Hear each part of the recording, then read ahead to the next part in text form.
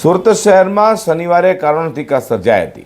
કાપોદ્રા વિસ્તારમાં આવેલા એક હીરાના કારખાનામાં કામ કરી રહેલા રત્ન કલાકાર યુવાનું કારખાનામાં અચાનક જ શરણ ફાટતા ગંભીર ઇજાઓ થતાં મોત નિપજવા પામ્યું છે, જેને લઈને મૃતક રત્ન કલાકારના પરિવાર દ્વારા ન્યાય ન મળે ત્યાં સુધી મૃતદેહ સ્વીકારવાનો ઇનકાર કરવામાં આવ્યો છે। સુરતમાં અકસ્માતે મોતના બનાવમાં વધારો જોવા મળી રહ્યો છે, ત્યાં સુરતના કાપોદ્રા વિસ્તારમાં આવેલા હીરાના કારખાનામાં કામ કરતા રત્ન કલાકાર નવીનનું શરણ ફાટતા થયેલી ગંભીર ઇજાઓ થતાં તેનું મોત નિપજવા પામ્યું હતું। વાત એમ છે કે નવીન હીરાના કારખાનામાં કામ કરી રહ્યો હતો તે સમયે અચાનક જ શરણ ફાટી હતી, જેથી નવીનને ગંભીર ઇજાઓ થતાં તાત્કાલિક સારવાર માટે હોસ્પિટલ ખસેડવામાં આવ્યો હતો। જોકે તેને સારવાર મળે તે પહેલાં જ ફરજ પરના તબીબોએ તેને મૃત જાહેર કર્યો હતો।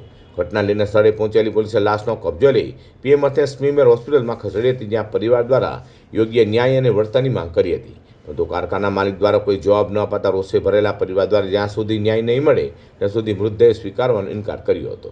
हाँ सो नमस्ते, मेरा नाम शंकर है और ये मेरा भाई है और ये भी मेरा भाई है और जो डेथ हो गया वो भी मेरा भाई है और ये सब एक ही कंपनी में काम करते हैं। ये तीन लोग, जो डेथ हो गया वो तो अंदर ही है और इसका चोट लग गया है। ये सब कारखाने के लापरवाही से हुई है, मेंटेनेंस नहीं किया। जो मोटर था, शरण था, 1 महीने पहले उनको वहाँ पे शॉर्ट भी हुआ, करंट भी लगी, फिर भी उन्होंने ध्यान नहीं दिया। अभी ये घटना हो गई, शरण फट गया लेबल के बिना। जब लेबल नहीं होता है तो शरण फट गया, फिर भाई का डेथ हो गया और इसका काफ़ी चोट आई है।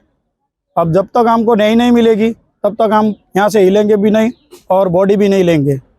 હતો રત્ન કલાકારનું કારખાનામાં જ અકસ્માતમાં શરણ ફાટતા થયેલા મોત મામલે પોલીસ દ્વારા મધ્યસ્થી કરી મામલાને થાળે પાડવાનો પ્રયાસ કરાયો છે।